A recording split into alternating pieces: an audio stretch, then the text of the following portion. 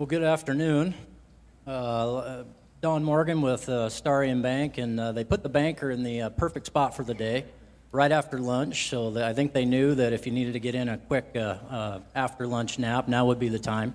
Feel free. I've been in your shoes, and I've been there, and I can definitely relate. So, I apologize for the suit. In the banking industry, they still make us wear these things. I'd much rather be in my rodeo gear or cowboy gear, but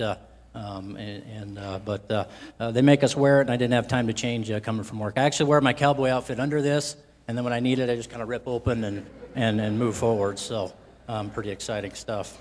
So I want to start out with some banker jokes, and like lawyers, if you Google banker jokes, you can really find quite a few. Some of them are actually funny. So. For you bankers in the room, John Puff, put your earmuffs on now, okay? First one, bankers are people that help you with problems you would not have had without them. I didn't say they'd be good.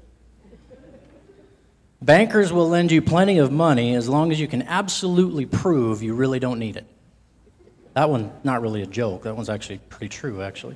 I love this quote from Mark Twain: a banker's a fellow who lends you his umbrella when the sun's shining, but as soon as it starts raining, we want it back. Give a man a gun and he'll rob a bank. Give a man a bank and he'll rob everyone. That's kind of true, too. I love this one. What's the difference between a cattle guard and a banker? Most people don't slow down to drive over the banker. And my favorite one, what's the problem with all these banker jokes? We don't think they're funny, and you don't think they're jokes. But seriously, a banker's perspective. You know, I was preparing this late last week and this week, and I was thinking a banker's perspective, and my first thought was, why would anybody want that? And I really had to do some thinking on it. I did come up with 4 things, though, because I really need to set this basis for myself. In a room of agricultural producers, and obviously they're at this event and this venue, so they're interested in progressive agriculture, holistic management, all of the above. Why would they want the banker's perspective? And I came up with 4 key things to kind of set the baseline here. And one is, we are typically the primary financial investor in most ag operations. Now, there are those that are privately financed or in partnership or self-funded, but for the most part, financial institutions provide the majority of the financial investment. So one reason why that banker's perspective would be pretty important. Second reason is we can and do, we don't always do this well, I'll be the first to admit that, but when we're on our A game, we help with different perspectives. We come with different knowledge sets, and like I said, if we're doing our job well, we can provide that different perspective. And also a perspective that's independent. We're required by law not to get too involved with whatever we're financing. We're not supposed to be running the businesses that we're financing. We're supposed to be an investment partner. We can provide financial advice, but we can't tell you what to do. And so that maintenance of independence on our part also provides a more powerful voice and is important. And last but certainly not least, I should have probably put this first because it's absolutely true, and that is we want you to succeed. Because then we succeed. If you fail, we fail. You succeed, we succeed. Our dollars are invested right along with your dollars. It's absolutely critically important. So those are the 4 that I came up with on why would you want a banker's perspective. And I kind of proved to myself, okay, banker's perspective really does matter. So then secondary to that, after I established that, then I said to myself, you know, I really should kind of personalize this so I can give my banker's perspective. And my first stepping point there was, I should tell you a little bit about myself. I grew up ranching in Hewlett, Wyoming, on the northern edge of the Devil's Tower. We ran 300 mama cows. And we were on the western edge of the Black Hills. Beautiful, beautiful ranching country. Wall rock cliffs, beautiful creek bottoms, ridge tops, terrible fencing country. We don't fence horizontally in Wyoming, we fence vertically, which is not much fun. A lot of our fencing's done on horseback. It's just a terrible country to ranch, but a terrible country to fence, great country to ranch in. My family still ranches there today. The ever ongoing debate in that household was Charolais or Angus, frame size or efficiency. My grandma, from her side, wanted the Charlet for the frame size and the pounds. Pounds matter. My grandpa wanted the Angus side for the efficiency. Our modus operandi was calve early, wean late, pray for good grass, get pounds on the hoof, and try to keep our costs down. That's the way we operated. It's the way we still operate down there today. Not a bad operating procedure. I also grew up roping and rodeoing. I actually went to the University of Wyoming on a rodeo scholarship. I degreed in finance and accounting. I actually have spent the first 40 years of my life with a serious rodeo gambling addiction that my banking career has actually paid for, so that's nice. I married the Miss Rodeo North Dakota, Shanda Doan, Jerry Doan's daughter of the Blackleg Ranch. In 2002, we moved up here to Bismarck, North Dakota, and that's been home ever since, and a wonderful home it is. I did a short stint in Fort Worth, Texas, banking down there for about 6 years, and we finally came to our senses and came home. I was there during the Great Texas Drought when that state liquidated about half of its herd. I got to observe the trailers, the lines of trailers going to the sale barns, offloading cattle because they just couldn't find the feed or the water to keep them alive.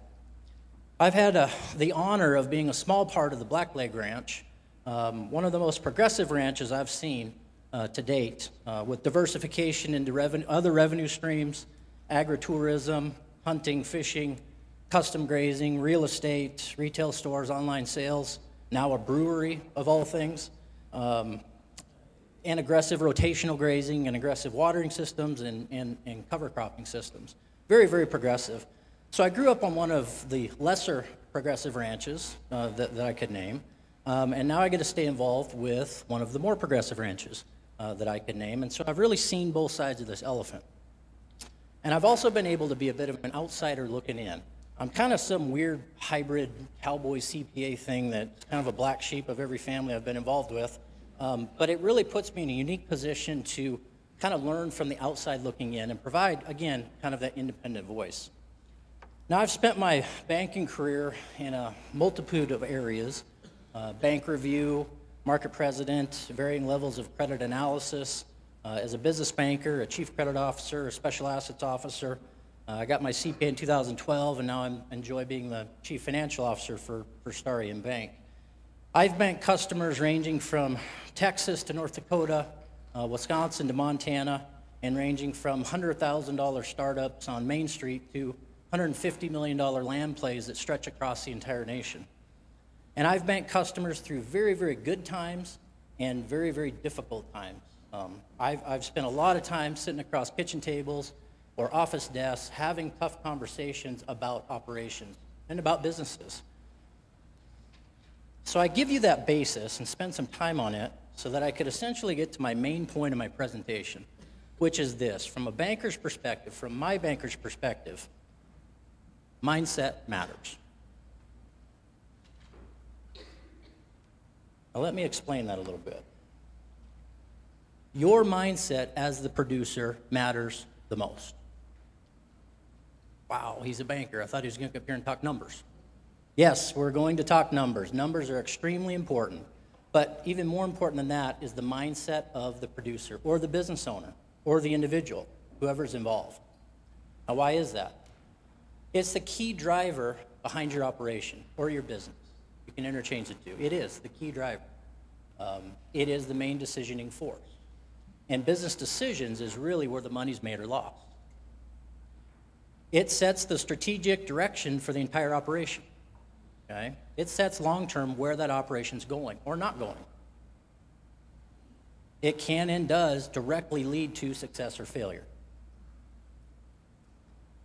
It drives the numbers don't drive it. Now, this is a symbiotic relationship. Obviously, the numbers, yes, at times make us make decisions in a certain way because of the way they have acted or what they're telling us.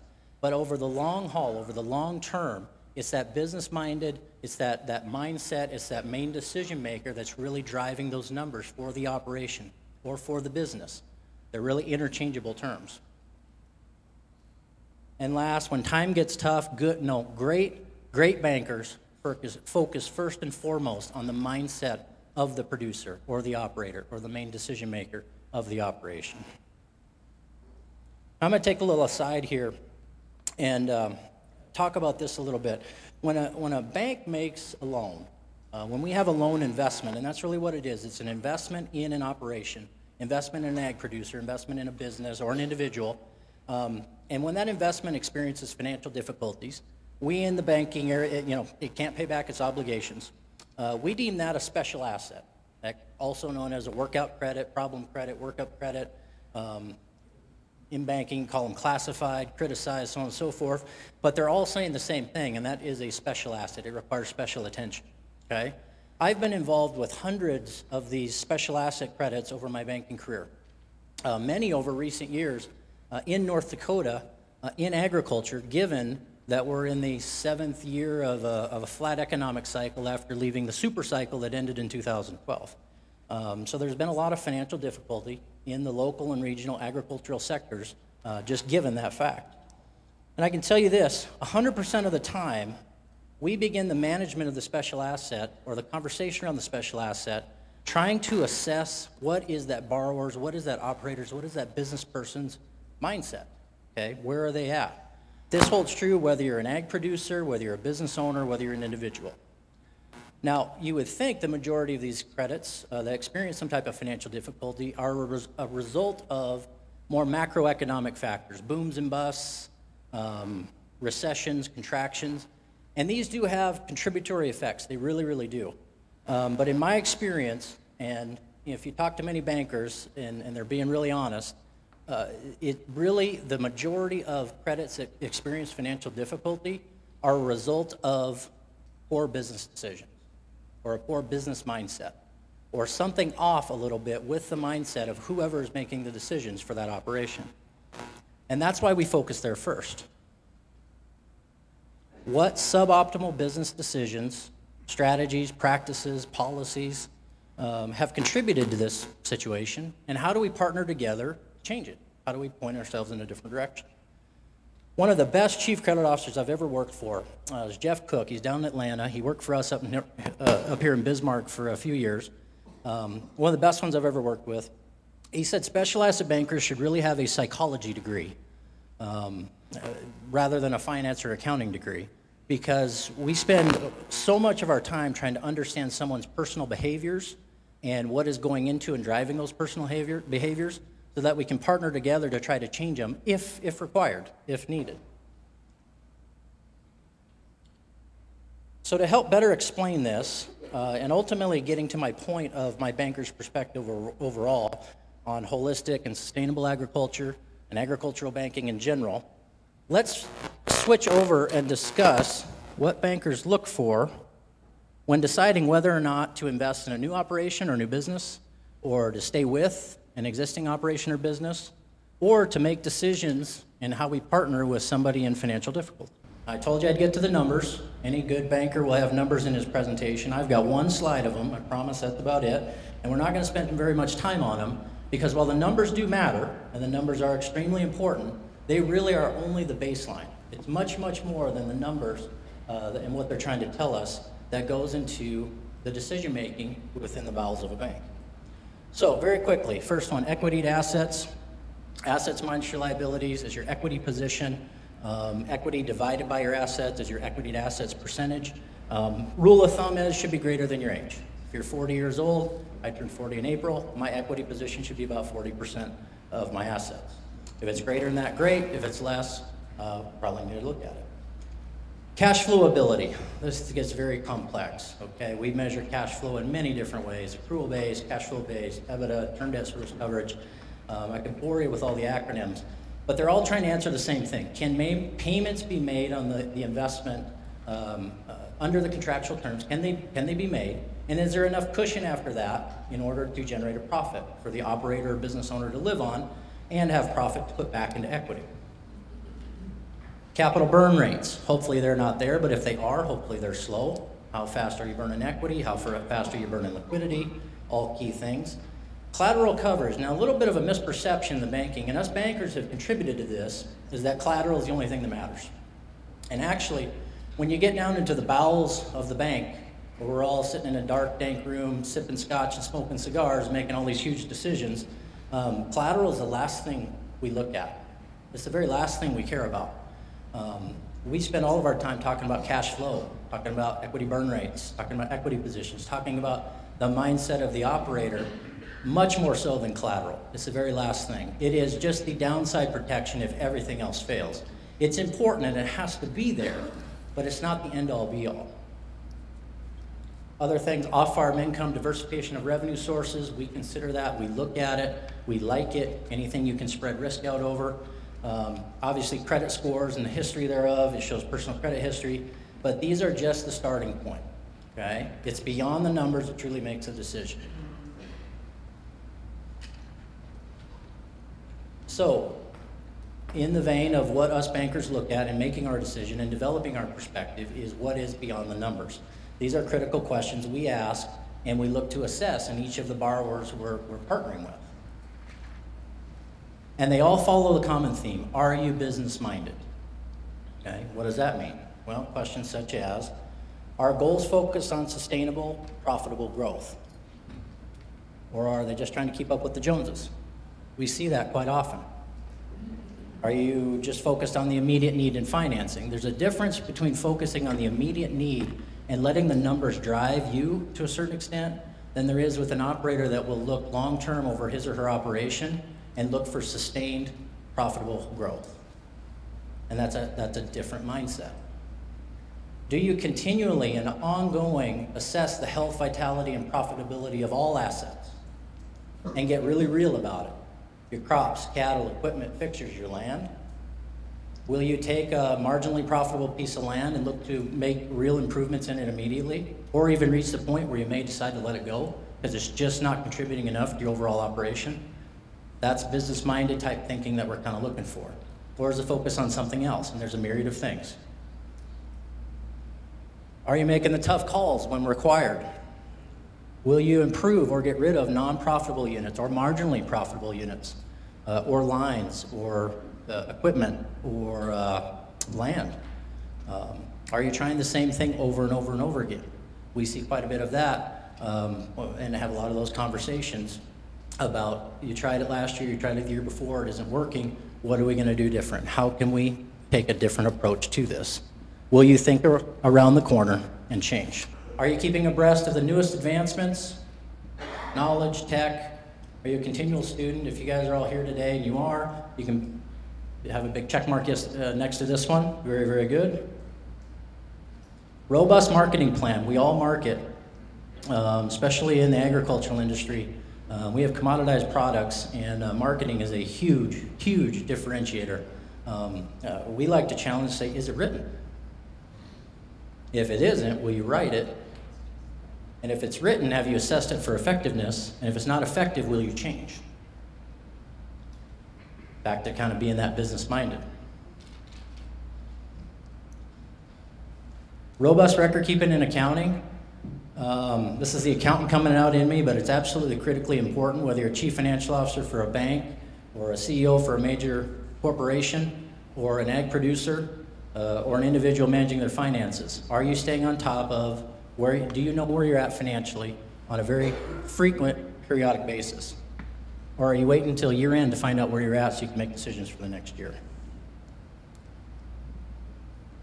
Are you fanatically focused on efficiency?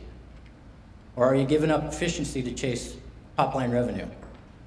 Are you holding on to inefficient assets, inefficient business lines, inefficient practices for some other reason? Is there some sentiment involved? Is there a perception of the neighbors possibly?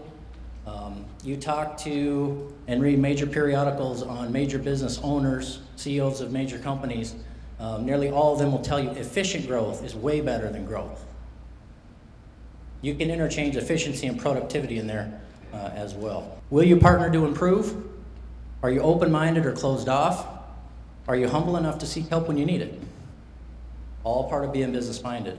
Are you preparing for your succession? We have a huge transference of wealth coming up with baby boomers. This isn't just in agriculture. Huge transference of wealth as baby boomers retire, Gen Xers take over, millennials are coming up behind them. Many industries are unprepared for this transference of wealth. The ag industry, I think, is getting more prepared, but we still see a lot of farmers and ranchers that are kind of hoping for the best, hoping it works itself out. And there are a lot of considerations to take in there. So again, part of being business-minded is out of consideration. And overall, I know these are a lot of questions. Some of them very challenging, actually. But overall, we're trying to assess, are you looking holistically at your entire operation?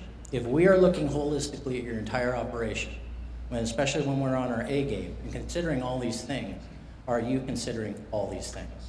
Are you continually and constantly assessing units, lines, fields, soils, herds, equipment? I could go on and on. This is just about as much slide as I had for all of the above. So I hope you see that a lot more than just the numbers goes into our bankers' decisions, into our decisions, and ultimately generates our perspective. Now, no one will ever answer affirmatively all these questions, much like nobody will ever always hit all the financial metrics that are just perfect, okay? Perfection is not expected. But taken as a whole, those operators, those business people that answer in the affirmative to more of these than not, and hit more of the financial metrics than not, they're the ones that have the operations and the businesses that survive no matter what the economic cycle we're in. We see that in the banking industry. We've got all kinds of data to prove it. If you talk to any good old crusty banker that's been in the industry forever, and they'll tell you that exact same thing. The holistic managers are the ones that make it. So now I've hopefully given you a glimpse into kind of our decision-making process. Now this is just a glimpse. This is not all-encompassing. There's not enough time to go into all of it, but these are key things that we're looking for when we make our decisions and what we focus on. And I hope you take away, again, that it is a more holistic approach than I think what the perception is out there. And again, it's critical, absolutely critical. It goes back to your success is our success. We are a partner with you. And so we may be challenging at times, we may challenge you at times, but we're trying to do it from an effort of partnership and because we make our money when you make your money. So with that established, I'm now going to switch over and kind of end with my banker's perspective. I know I took a long time getting there. Bear with me. First and foremost, the ag industry has changed. Okay, wow, huge surprise. Everybody's going to get up here and say the ag industry has changed. It has. Technology has changed the ag industry just in the last decade. It's moving at an exponential pace. Dr. Cole's presentation, pull a couple numbers down out of there. Corn production's up 59% over the last 10 years in some of the top 6 countries. Soybean production up 88%. Technology has completely changed the way we do business across the world in many industries, but specifically in agriculture. The ag super cycle ended in 12, back when anybody could make money doing anything in agriculture. It was absolutely fantastic. Now we're in the 7th consecutive year of a flat ag cycle. Poses significant challenges. Input costs have continued to rise. We see that in every operation we look at, every renewal season, input costs keep going up, keep going up. And now interest rates have followed suit. Just as an interesting side, because I get asked this question a lot, what is the Fed going to do, what are rates going to do? The most recent preponderance of probability is that the Fed does one more rate hike this year, maybe none. It's actually leaning closer to none now. And that the rate curve stays relatively flat. We are kind of, the consensus is we're kind of in peak rates. Everybody's kind of done raising rates. So a little bit of good news there for you. Significant geopolitical risks will continue to contribute to market volatility. We've seen that just in the last year with China and trade talks. Absolutely significant risks. Operator leverage has increased and continues to increase. The banking industry, not just Starian, but banks all across the peer group have been leveraging losses into real estate, leveraging losses into equipment, stretching out losses over many, many years as we can to get the operations to cash flow, doing what we can in partnering with operations to continue to thrive and survive. So overall, the macro level of risk at agriculture in general has increased and is increasing. Across, again, the peer group, non-performing ag assets have continued to increase as time goes on. And pretty concerning, medium net farm income hit highs in 2012. It's come down. We're now the lowest since the late 90s.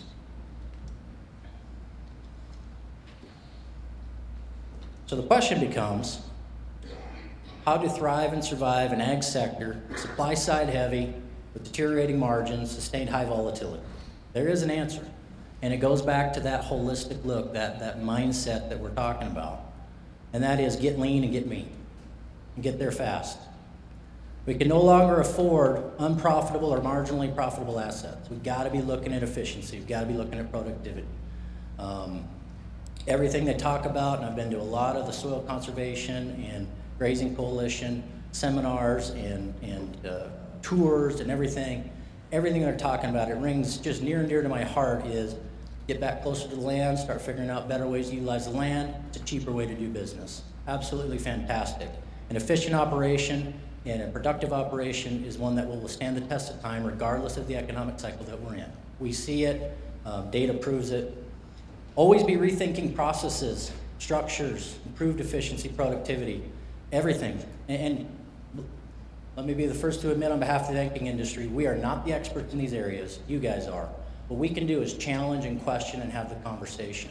Water systems, calving times, feed trips, how many times you're moving that tractor around, moving that feed around, crop handling systems, cost control, disciplined CapEx plans, those types of things. Don't rely solely what has worked in the past. Many of my more recent conversations with ag producers that are struggling is they're trying the same thing over and over again, and they're having trouble changing their mindset. It starts with a change in mindset. Focus on key assets that are core strong earners and improve them further. So again, back to soil health. One of your key assets, your land, absolutely key asset. Land productivity, livestock crop efficiency, variable rate planning, field data analytics, all the new tech. And again, we're not the experts, we're not trying to be the experts, but we're saying look into this stuff, continually improve. Lots of small things done well over time contribute to success or failure. Get and stay very serious about marketing. If you don't have it written, and we've seen this make very positive differences, is write your marketing plan. So you can go back and read it after a couple days and assess, does it make sense or not? Are there parts that are effective, not effective, and if they're not effective, seriously look to change them. And don't wait till year end for financial reporting. Stay on top throughout the year as periodic as you can on where you're at and where you're projected to come in at. Then you can make small adjustments over time that make a world of difference. Part of that staying flexible and nimble. Diversify when and where you're able to. Livestock crop combination operations, off-farm income, agritourism, you name it. We're starting to see that, and it makes a real difference, And if you are worrying, you'd be surprised how often we run across this. If you're worrying, stop worrying about what the neighbors think. Okay? They don't even come into the picture. Business-minded operators, business-minded producers, they care about their operation and how it's working and how it's not, how to improve it, and where we're going long-term and what their strategic plan and how we're going to get there. Last thing on anybody's mind is what does anybody else think about that? Get the right partners. If your partners, bankers included, and I don't even care if they're at Starium, if we are not helping you address, challenging you with some of these questions, helping to answer some of these tough questions, pointing you in the right direction, supporting the right things, find new partners. They're out there. So with that, I will leave you with this. This is probably my favorite, because I've been on both sides of this desk. I love the name of the bank president, President Tougher and all.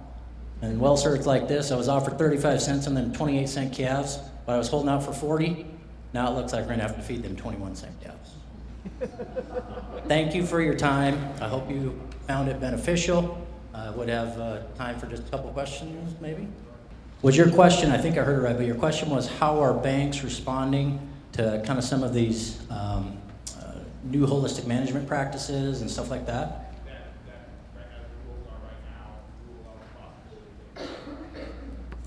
Okay.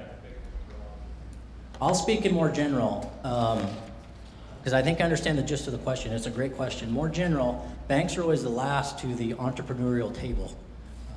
That's what makes us so loved and hated all at the same time. Something new comes around, bankers are not going to be the first ones to jump on it, regardless of the avenue that we're talking about.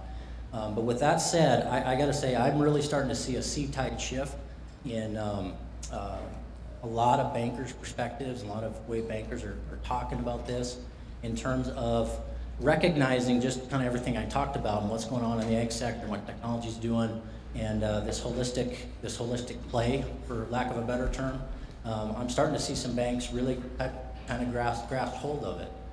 It'll probably take another couple of years, but I would foresee some banks coming out with some different type programs that look to promote a lot of these new ideas and new concepts with some different financing programs. We've actually at Starion just started looking at some of that and spitballing and brainstorming around some of those ideas. And so, which is a pretty big sea-tide shift in the banking industry to be able to do that. Did I answer your question okay? Okay. Any other questions?